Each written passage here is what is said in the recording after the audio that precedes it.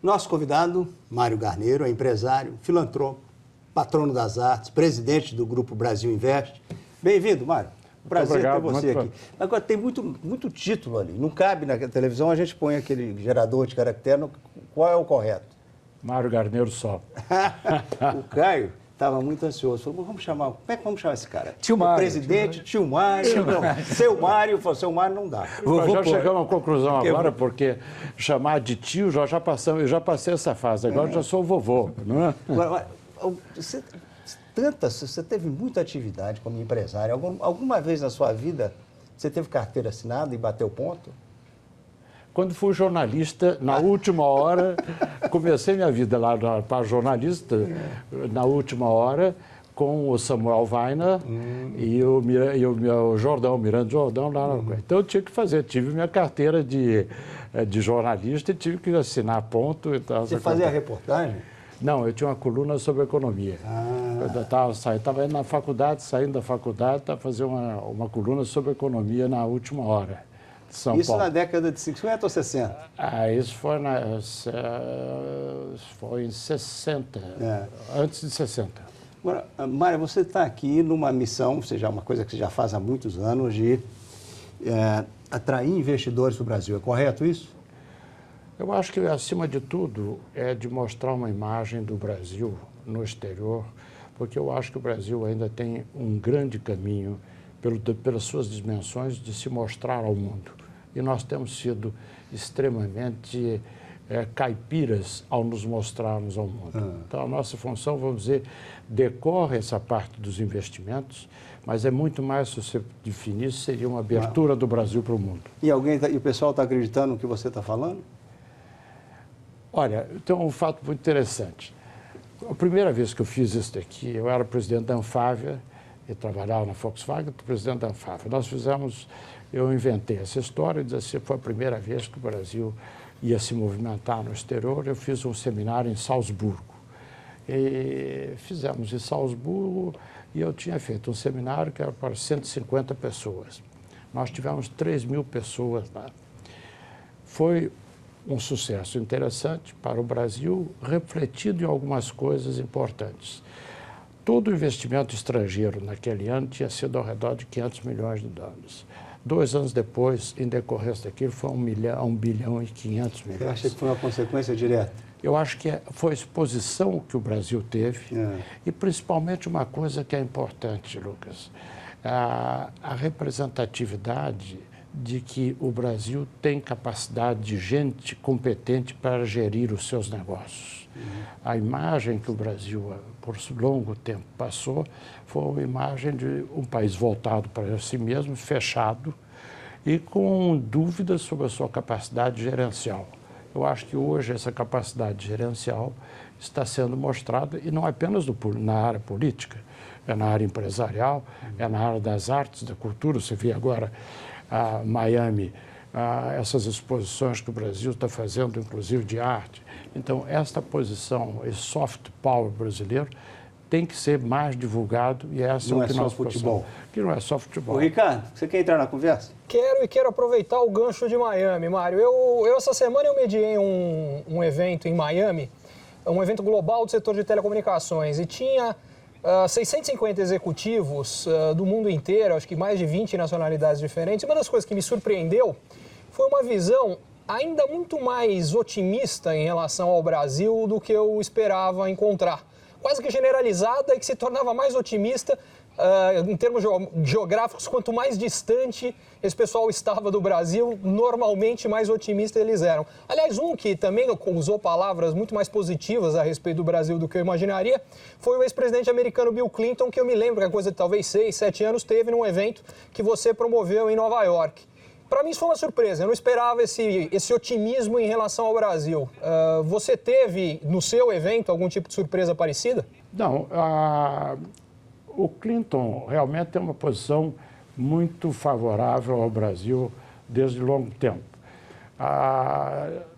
Mas o reflexo do que você está vendo e ouvindo é aquilo também que eu sinto em outras áreas. Eu não apenas porque o Brasil, bem ou mal, passou por essa fase da tempestade que o mundo está sofrendo. Você está vendo agora o Banco Central Europeu, que vai entrar também na recompra de títulos para poder evitar a deflação que está se alastrando na Europa. Esta mensagem de que o Brasil é um país com potencial para ampliar os mercados e que é um país ainda onde as margens para os negócios são importantes, é aquela que está representada pelo que você ouviu. Eu acho que, sob o ponto de vista dos empresários, ainda há um desejo de ver bem o Brasil. Evidentemente que há uma posição política negativa sobre várias coisas que aconteceram, mas eu concordo com você, Ricardo. Mário, você tem uma longa história como diplomata empresarial e nós saímos de uma longa semana de reminiscência sobre os 50 anos do golpe militar. Eu queria saber o seguinte de você, você conviveu de militares a mensaleiros nesse teu papel de diplomata empresarial. Quem é melhor, quem foi pior nesses anos todos para o empresariado se relacionar? Bom, eu comecei minha vida política com Juscelino Kubitschek, como estamos falando agora aqui. Então é coordenado. É esse daqui. Eu ainda acho que foi o Juscelino. Por quê? Por algumas razões. Democrático, não é? Passamos um programa democrático, teve uma integração nacional, todos os grandes problemas que nós tínhamos lá, o Juscelino conseguiu, bem ou mal, estabelecer uma unidade nacional. Agora, você perguntando dentro do processo, e nós não nos envolvemos em nenhuma política, eu vi coisas positivas e coisas negativas dentro, dentro de cada um dos governos. Por exemplo, estou me lembrando, você está falando do PT. Quando o Lula me procurou para poder fazer uma aproximação aqui com o governo americano, eu o fiz pensando basicamente na questão do Brasil. O dólar estava a 4, a ideia geral é de que o país iria não cumprir nenhum dos seus programas e tal. E numa das primeiras conversas que o Lula teve no meu escritório, ele disse, pois é, mas você podia nos aproximar lá do governo do Bush e tal. Mas com esse programa que você tem do PT, é impossível você querer conversar. Não vou pagar dívida interna, não vou cumprir contratos, não vou fazer. Não é possível fazer. E isto deu origem a alguma coisa que depois se produziu bem. O que foi? Foi a Carta ao Povo Brasileiro e a aderência do Lula aos projetos da Carta do Povo Brasileiro. Inflação sob controle, orçamento, o tripé com metas de inflação e tudo isso. Então, eu acho que cada um dos governos trouxe aí, e eu estou fazendo como se tivesse uma linha básica, sem contar os aspectos democráticos, mas sob o ponto de vista empresarial, eu acho que houve uma sequência de eventos que levaram a essa posição do Brasil ser hoje a sétima maior economia. Dá saudades, falando em aderência do Lula a um programa econômico, dá saudades do Lula agora em relação ao governo atual? Eu acho o seguinte, que o governo atual, ele teve que se movimentar numa fase diferente da do Lula. O Lula pegou uma fase em que o mundo estava florindo. E essas flores começaram a fenecer depois que ele saiu. Indiretamente, o Brasil sofreu essas condições. Eu teria aderido mais a uma posição conservadora no aspecto econômico do que daquela que foi adotada. Eu tenho certas restrições. Por exemplo, eu acho que o Brasil, quando havia uma grande disponibilidade de dólares aqui e que o mercado todo estava dando, eu teria feito reservas de $1 trilhão no Brasil. Eu não teria posto 6% para dizer assim, vocês fizeram um tsunami econômico aqui, não me mandem mais dólares. E hoje nós estamos aí com um déficit da balança de pagamento que representa em 3 anos o total das reservas brasileiras. Então eu teria mudado algumas coisas, eu teria agido de outra maneira em relação a certos grupos. Agora, quanto a incentivo do consumo às posições anticíclicas, eu fui favorável. O presidente Diogo.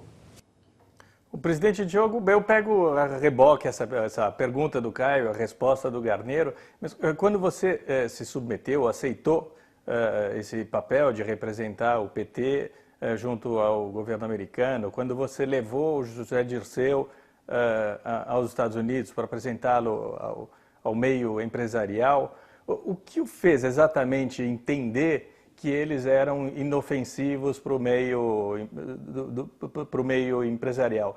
Você percebeu que eles eram homens de negócios como você? E homens de negócios, Diego, a sua pergunta é muito boa e complemento aqui. Bom, essa parte eu não participei de nenhuma, essa parte negocial eu não participei, eu não tive nenhuma experiência com eles aí, não é coisa. Mas o Lula, você se lembra que com ele nós resolvemos as 3 greves em negociações pessoais entre mim e o Lula. Por quê? Porque... Quando ele era informante do DOPS? O governo militar... Naquela época, né? Bom, mas ali na Anfávia ele não estava com nenhum carimbo. Isso apareceu muito depois. Eu imagino que ele não tivesse carimbo, né? Aí não, o que havia, Diego, era o seguinte, por exemplo, nós tínhamos ali uma limitação importante na questão das greves, era um problema salarial, basicamente. Problema salarial que nós estávamos dispostos na indústria a resolver. Por quê? Porque parando a indústria automotiva, nós tínhamos parado daí a indústria de autopeças, a parte comercial, nós estávamos parando a economia do Brasil, que representava naquela ocasião, nós representávamos mais ou menos 7 a 8% do PIB nacional. A limitação que o governo nos dava era o seguinte, tanto ao Lula e principalmente a nós, você se lembra que tinha um instrumento chamado CIP naquela ocasião, era um controle de preços. Eu não podia concordar com aumentos salariais que não fossem determinados pelo CIP, porque na tabela do CIP estava quanto pesava no final do automóvel cada item, autopeças, insumos e tudo isso. Se eu tivesse mantido isso daqui, nós teríamos tido as conflagrações lá em São Bernardo muito mais acentuadas do que nós tivemos. E o Lula entendeu isso também. Uma coisa que nós conseguimos fazer, e as nossas negociações terminavam sempre às 4 horas, 5 horas da manhã. Por quê? Porque às 5 horas da manhã nós chamávamos a imprensa e dávamos o resultado final. Quando Brasília acordavam, os ministros acordavam, a primeira coisa era telefonar, como é que vocês concordaram num aumento em vez de 7%, 8% salarial, vocês concordaram a 12%. Isso não é possível, tá? Mas estava feito e o acordo estava feito. De modo que isso daqui, vamos dizer, durante a madrugada, resolveram-se essas greves todas. Quando o Lula... Quer dizer, você sabia que o Pelego era um homem de confiança? Eu sabia o seguinte, que ele é um bom negociador. Não é? Ele tinha sido um bom negociador naquela ocasião e eu acredito que ele foi um bom negociador também para chegar a presidente, porque ele, na candidatura dele, 3, 4 vezes ele não tinha chegado. E uma das coisas importantes que ele imaginou e recebeu conselhos importantes, pelo que me dizem até do próprio Fidel Castro, de procurar uma aproximação com o setor financeiro mundial, brasileiro e mundial, porque aquele programa que havia sido estabelecido pelo PT era um programa que levaria o Brasil certamente a um novo programa de impeachment em 6 meses se ele fosse eleito.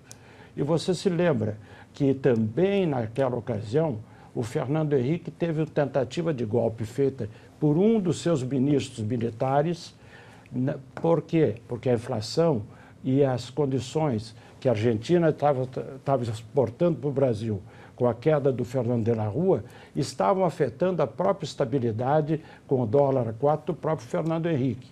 De modo que quando houve essa aproximação do Lula, eu achei que era importante, tendo os instrumentos que nós tínhamos de contatos, de levar uma visão do Brasil de futuro, porque não estava certo que o Fernando Henrique não completaria o mandato, ou se o Lula fosse eleito, o Lula teria sido impeachment com aquele programa do PT em 6 meses. Então foi isso que nos levou. Muito obrigado.